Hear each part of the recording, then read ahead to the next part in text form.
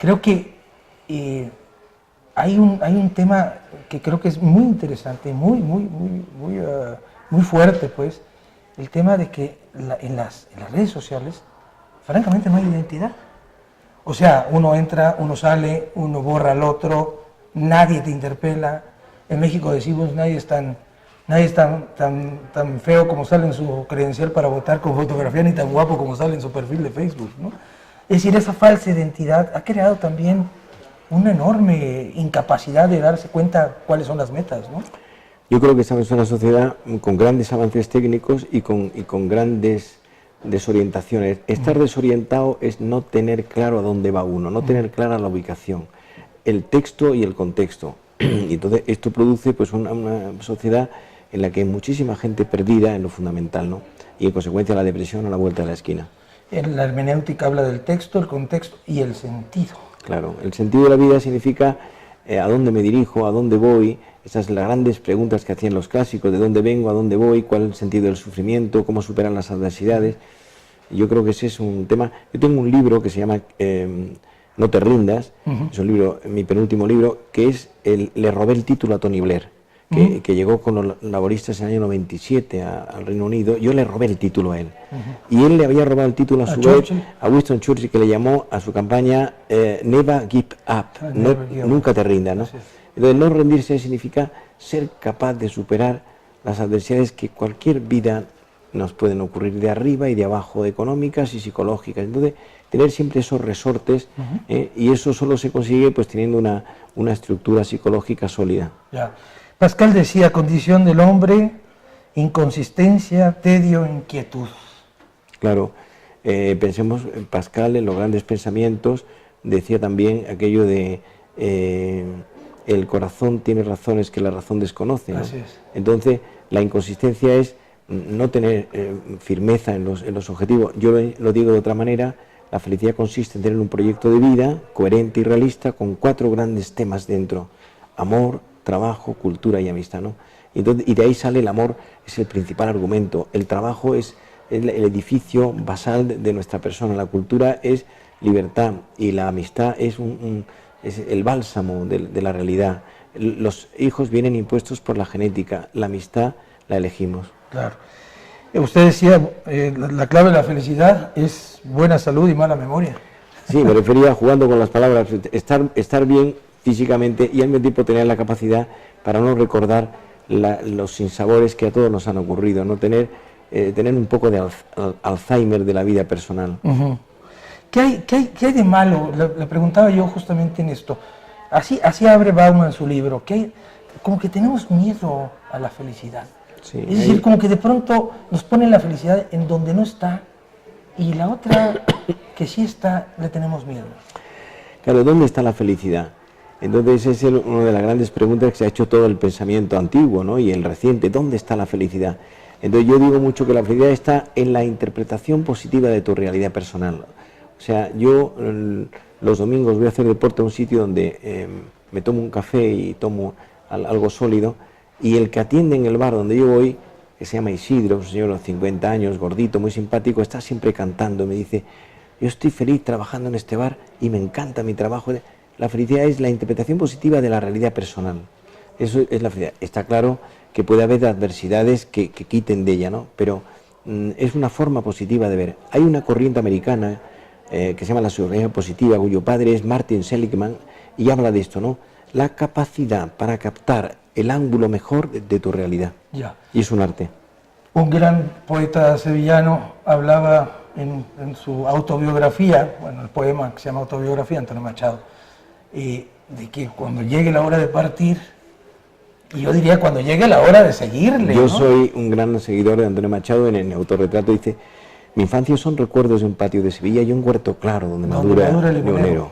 Entonces él dice: caminante no hay camino, se hace camino al andar. Entonces, lo mejor para ser feliz es que la vida tenga un sentido, y eso significa tener un programa donde los grandes temas se articulan, ¿no? Y ese es el asunto, ¿no? Y no pedirle a la vida lo que no puede dar. Es decir, la felicidad absoluta es una utopía, es una entelequia, no existe.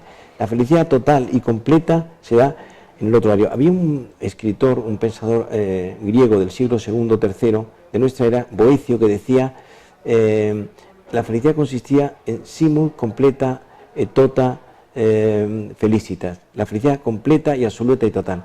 Eso no es posible en la actualidad. Hoy, para la psicología moderna, la felicidad que reducía a nivel de vida, bienestar, economía y salud.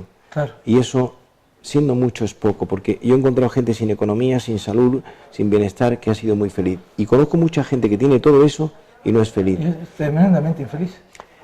Tenemos el caso, por ejemplo, de un ejemplo histórico del caso de la hija de Onassis, Cristina, que hizo varios intentos de suicidio. Su padre tiene un barco que tenía 70 metros de eslora, trabajaban 60 personas en el barco, y uno de los marineros del barco escribió un pequeño opúsculo sobre la felicidad. Decía, yo soy más feliz que el dueño del barco, siendo uno de los que suben, el barco era de vela, de los que suben las velas en el barco, ¿no? O sea, que está claro que tener unas condiciones de salida económicas básicas es importante, pero no es la felicidad total. Claro. La felicidad luego tiene un desarrollo personal, ¿no? Claro. Yo lo decía hoy, la felicidad, 2 puntos, hacer algo que merezca la pena con la propia vida, algo claro. grande, cada uno según sus puntos de partida.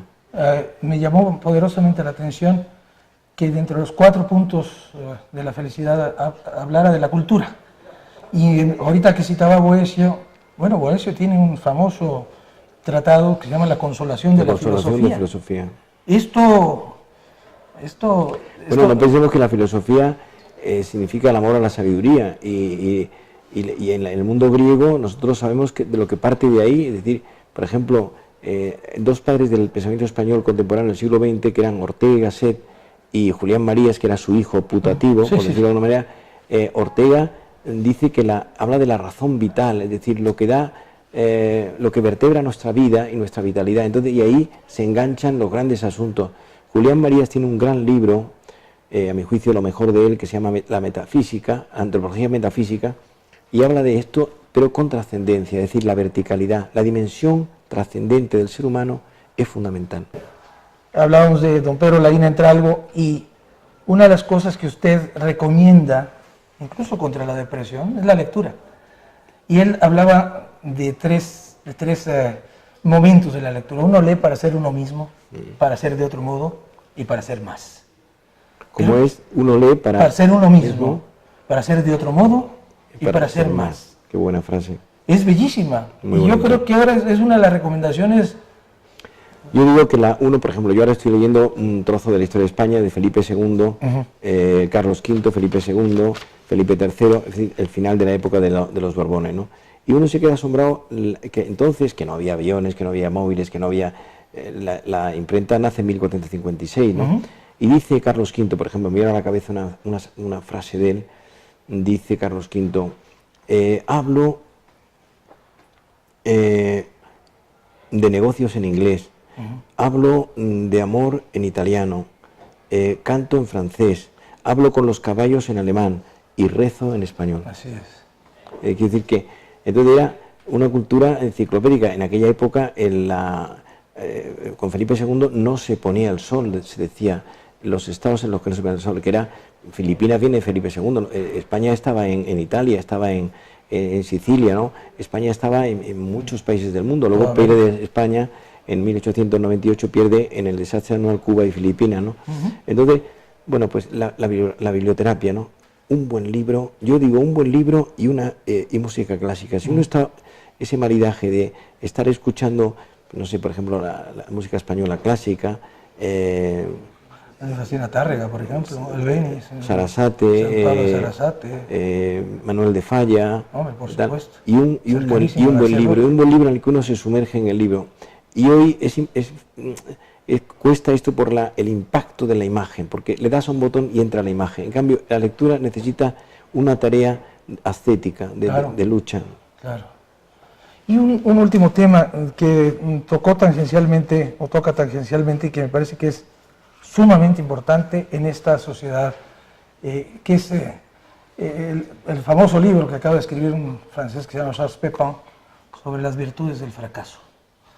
Es decir, cómo el fracaso realmente... O sea, yo saqué un artículo en ABC hace 8 o 10 días, en la tercera ABC, que es la página más leída del periódico ABC de Madrid, que se llamaba La importancia de las derrotas. O sea, lo que te ayuda a crecer como persona son los fracasos, si sabes aprender lecciones de ello. El fracaso afectivo, el fracaso profesional, el fracaso educativo, si llegas a tiempo, eso es fundamental, ¿no? Y entonces, yo digo, me gustan los perdedores que han sabido asumir su derrota y empiezan de nuevo. Nun cepit, decían los clásicos, vuelvo a empezar, ¿no? Eso es fundamental. Yo soy muy partidario de que una persona que le han pasado cosas importantes en su vida sea capaz de restablecerse, de reedificarse de la ruina, ¿no? Poco a poco. Yo creo mucho en eso. Ese es precisamente, curiosamente, yo compré ese libro antes de ayer en francés y en español, en la librería Porrúa, detrás de la Catedral de México de Fe. No la Porrúa grande, sino una pequeñita que hay. No la de Argentina, no la República de Argentina, sino atrás. No, la que está detrás de la Catedral está en un costado, bueno, cerca del Palacio Presidencial. Y me impactó mucho el de este libro, porque me lo llevé en francés y en la traducción, que no sé de quién es, de las virtudes, ¿cómo es el título? Las virtudes del fracaso. El fracaso. Que no me ha dado tiempo ni a abrirlo, he visto solamente el índice, pero me parece importante y va en esa línea. Claro, totalmente en esa línea, es decir, no se fracasa, se aprende. Digo, la inteligencia, ¿no? Porque finalmente el inteligente es el que aprende de la derrota, ¿no?